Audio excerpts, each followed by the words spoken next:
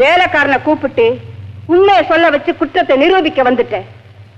ஆனா எந்த தாய் பாசம் அந்த காரியத்தை செய்ய தூண்டிச்சுன்னு அவனுக்கு என்னடா தெரியும்? பாசமா? அது எங்கம்மா இங்க இருக்கு? என் வாழ்க்கையில நான் அனுபவிச்சதே இல்லையே.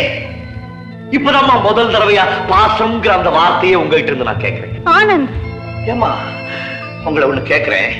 நான் பிறந்ததுல இருந்து இன்னை வரைக்கும் ஒரு நாளாவது ஒரு வேளையாவது நீங்க சொன்ன அந்த பாச உணர்ச்சியோட என்ன பக்கத்துல கூப்பிட்டு உங்க கையால ஒருபடி சாப்பாடு போட்டதுண்டா? நீங்க தான் பிறந்த 3வது நாளே என்ன தூக்கி ஆயாவிட்ட விட்டு தெரிஞ்சுட்டீங்களே. தாய் பாசம்னா என்னங்கிறதே நான் அந்த ஆயா மூலியமா தான் தெரிஞ்சுக்கிட்டேன். பாவம், தன்னுடைய சுகதுக்கங்களை எல்லாம் மறந்து ராத்திரி போனா கண் விழிச்சு என்ன காப்பாற்ற அந்த தெய்வம் கடைசியில் எனக்காகவே உயிர் விட்டது. அம்மா, அந்த ஆயாத பழி வாங்கினீங்களே, அது கூட இப்ப சொன்ன பாச உணர்ச்சி தான் காரணமோ? தாகத்துக்கு தண்ணி கிடைக்காம தவிக்கிற பாலைவன பிரயாணிய போல இந்த மாளிகையில நான் தாய் பாசத்துக்காக அலைஞ்சனே. தாய் பாசத்துக்காக அலைஞ்சேன்.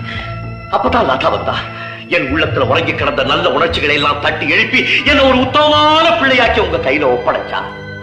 அவ செய்த உதவிக்கு நீங்க கொடுத்த பரிசு ஆயாவுக்கு கொடுத்த தண்டனை விட கொடுமையா இருக்குமா?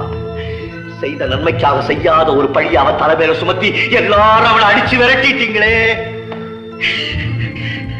அம்மா, இதையும் பாசம்னு தான் சொல்ல போறீங்களா?